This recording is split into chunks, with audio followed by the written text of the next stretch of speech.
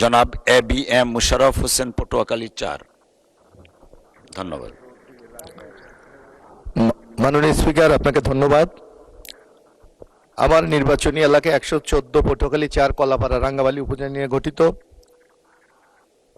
একজন মানুষের মৌলিক অধিকার তার চিকিৎসা সেবা নিশ্চিত করা, কিন্তু মাননীয় স্পিকার, আপনার মাধ্যমে আমি উত্থাপন করতে চাই যে কলাপাড়া এবং রাঙ্গাবালী উপজেলায় আমাদের যে ইউনিয়ন স্বাস্থ্য কেন্দ্রগুলি আছে, বিগত 17 বছর এখানে কোনো উন্নয়নমূলক কাজ হয় নাই, যার কারণে ভবনগুলি অনেকটা জরাজীর্ণ, ব্যবহার হচ্ছে না, তাছাড়া কোনো স্বাস্থ্যকর্মী নাই, যার জন্য জনগণ স্বাস্থ্যসেবা থেকে বঞ্চিত হচ্ছে।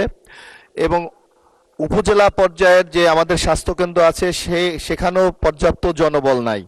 কুয়াকাটাতে মাননীয় সাবেক প্রধানমন্ত্রী বেগম খালেদা জিয়া 20 শয্যার একটা বিশেষ হাসপাতাল দেওয়া হয়েছিল, সেখানেও এখন পর্যন্ত কোনো ডাক্তার নিয়োগ দেওয়া হয় নাই, যার কারণে স্বাস্থ্যকেন্দ্রটি চালু করা যাচ্ছে না। এবং এর পূর্বে আমি আরেকটি বক্তব্য বলেছিলাম যে আমার আরেকটি উপজেলা রাঙ্গাবালী বাংলাদেশে একমাত্র উপজেলা যেখানে কোনো স্বাস্থ্যকেন্দ্র নাই।